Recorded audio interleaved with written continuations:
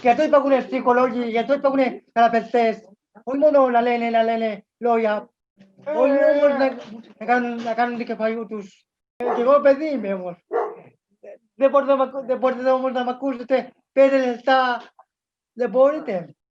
Είναι πολύ απάνθρωπο για τα παιδιά που ξαφνικά απλά πηγαίνει κάποιος με τη βία και τους παίρνει από το σπίτι τους και το οικείο περιβάλλον τους, άσχετα αν είναι τοξικό ή δεν είναι.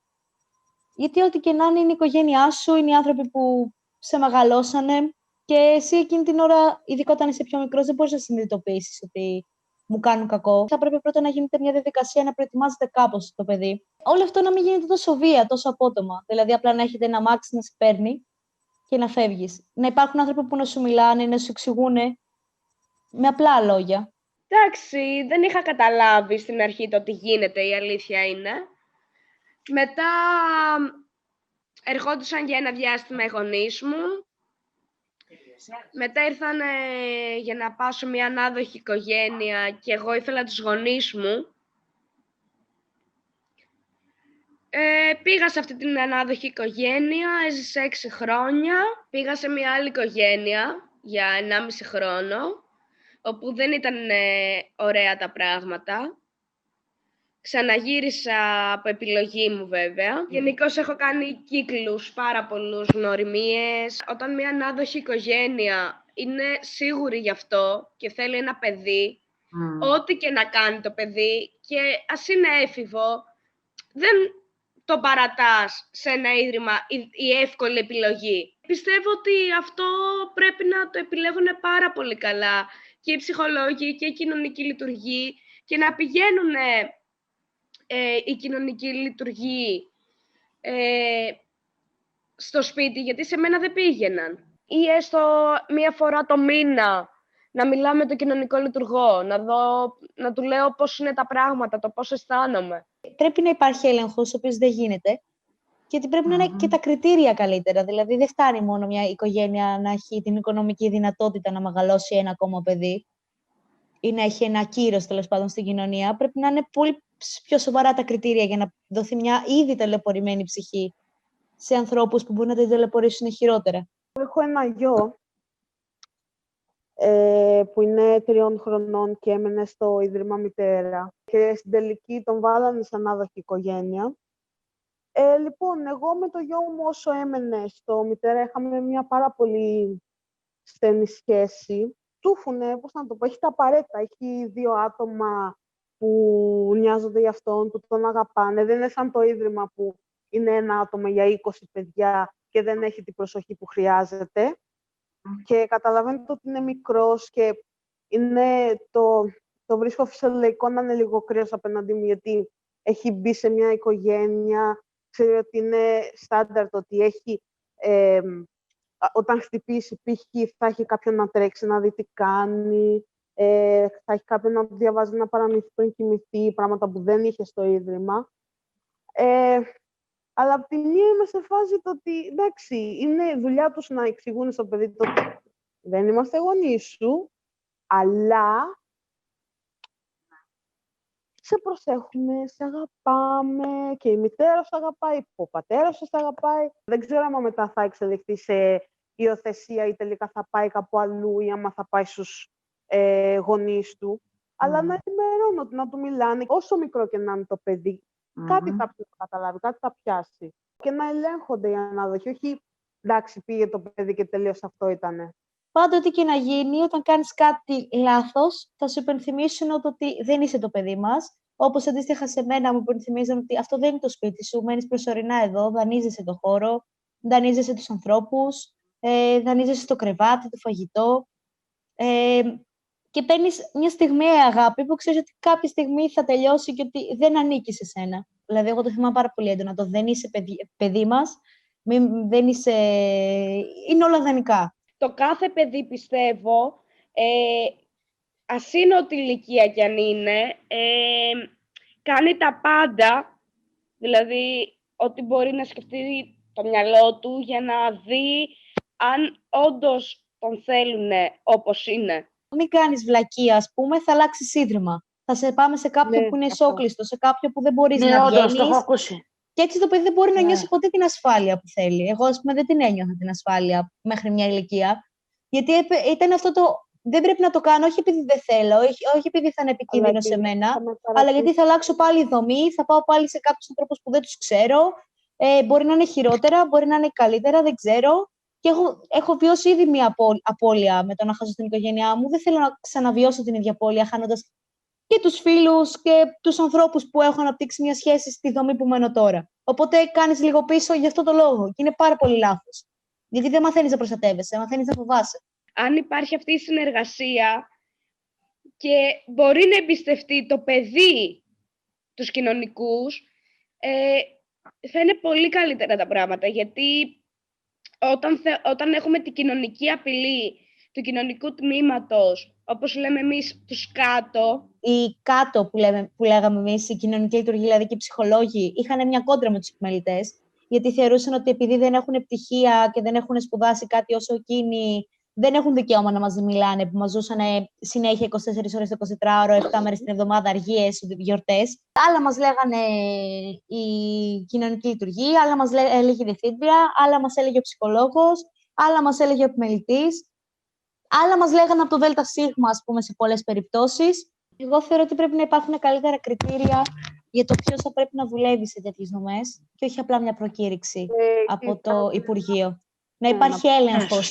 Δεν φτάνει ένα πτυχίο για να σε κάνει ειδικό, δεν φτάνει ένα πτυχίο για να σε κάνει καλό άνθρωπο, καλό εργαζόμενο, καλό ψυχολόγο, κοινωνικό λειτουργό, επιμελητή, καθαρίστρια ακόμα. Δεν θα μπορούσα να, επειδή απλά έχω ένα πτυχίο ψυχολογίας, να δουλέψω σε μια δομή, αν δεν είχα την ψυχοσύνθεση, τον τρόπο να διαχειρίζομαι εγώ τα δικά μου προβλήματα για να μην τα βγάζω στα παιδιά στη δομή, γιατί έχουν ήδη πάρα πολλά. Χρειάζεται προσωπικό. Και προσωπικό το οποίο για μένα θα πρέπει να είναι μόνιμο. Ναι, και όχι, ας πούμε, ειδικά σε τέτοιες δομές. Γιατί δεν γίνεται το παιδί συνέχεια να χάνει τους ανθρώπους που εμπιστεύεται και δημιουργείται μια σχέση. Γιατί δημιουργείται συνέχεια μια απώλεια μέσα του. Το προσωπικό σε τέτοιες δομές πρέπει να είναι μόνιμο. Ναι, αυτό είναι το κακό, ότι έρχονται με σύμβαση κάποια κορίτσια. Τα συμπαθείς, δένεσαι μαζί σου, περνάει λίγος καιρός, λίγους μήνες και μετά φεύγουν και στεναχωριέσαι. Αυτό είναι το κακό. Σίγουρα χρειαζόμαστε παραπάνω άτομα και κυρίως όχι εργοθεραπευτές για μένα και φυσικό, αλλά ως νοσηλευτές, έτσι. Αλλά νοσηλευτές λες εσύ. Νοσηλευτές και όχι γυναίκες με την άποψη ότι εδώ εμείς έχουμε και δύσκολα περιστατικά. Δεν μπορείς να... Έχουμε και παιδιά με διάφορα προβλήματα, κρίση και αυτά. Και εδώ αναγκαστικά χρειαζόμαστε άντρες. Οι κοπέλες δεν μπορούν να μας σηκώσουν, γιατί δεν είναι πολύ δυνατές να μας σηκώσουν. Θέλουν παραπάνω άντρες. Δεν μπορούν να κάνουν τίποτα άλλο. Οι κοπέλες έχουν κουραστεί, έχουν δίκιο που έχουν κουραστεί. Και εμείς κάνουμε ό,τι μπορούμε και βοηθάμε. Αλλά το πιο σημαντικό, χρειάζεται η οικογένεια. Δεν είναι προσωπικό, δεν το χρειάζεσαι. Το προσωπικό του χρυσό δεν κάνει τόσα πολλά πράγματα, γιατί έχει τόσα παιδιά που πρέπει να δουλέψει. Και πολύ σημαντικό για έναν άνθρωπο να αγαπήσει, να σου δίνει όλη την αγάπη για ένα παιδί. Να είναι δηλαδή ένα σταθερό πρόσωπο. Εγώ ήρθα εδώ μέσα 11 χρονών. Ναι. Οπότε οι πρώτοι άνθρωποι που με βοήθησαν ήταν και αυτοί εδώ και κάποιοι άνθρωποι έτσι απ' έξω. Εντάξει, θα μπορούσε η συνθήκη εδώ που ζω να είναι καλύτερη, αλλά τι είναι. Προσπαθώ να προσαρμοστώ εγώ όσο καλύτερα μπορώ, έτσι. Ναι. Αλλά Μάρα, είχες ποτέ υπολογές στη ζωή σου, Όχι. εκτός από το Ίδρυμα? Καλά, όχι. Και δεν μπορούσα να... Δεν έχω επιλογές ακόμα. Ότι αυτά τα παιδιά δεν βοηθούνται καθόλου ούτε να γίνουν αυτόνομα, ούτε ανεξάρτητα, που έχουν τις δυνατότητες, έτσι, τα περισσότερα, από το δικό μου τουλάχιστον Ίδρυμα. Ναι. Απλά Ναι.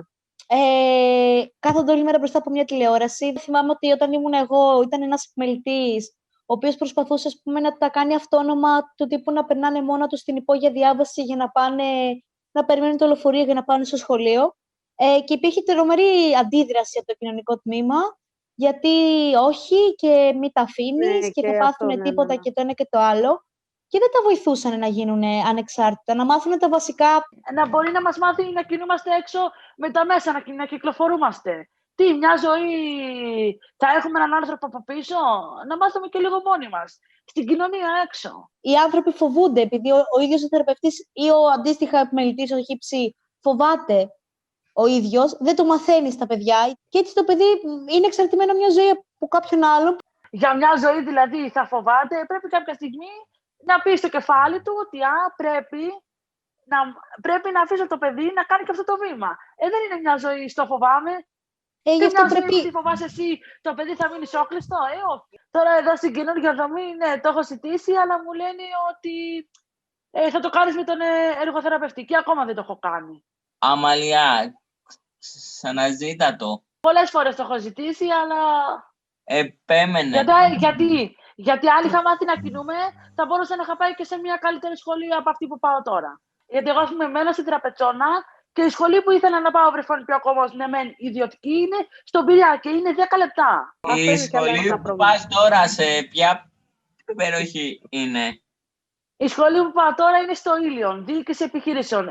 Όχι, δεν έχει ταξί, έχει πούλμαν από το σχολείο. Εδώ δεν με ακούσαν για τη σχολή που θέλω να πάω. Και όταν του είπα ότι θέλω να πάω βρεφονιπιακό, όμως υποθέτουν ότι δεν θα περάσω. Λέει, δεν θα τα καταφέρεις. Έτσι είπαν. Μας εδώ μας λένε να κάνουμε συγκεκριμένα πράγματα. Δηλαδή, εγώ ας πούμε θέλω να κάνω θεωρητική, έτσι.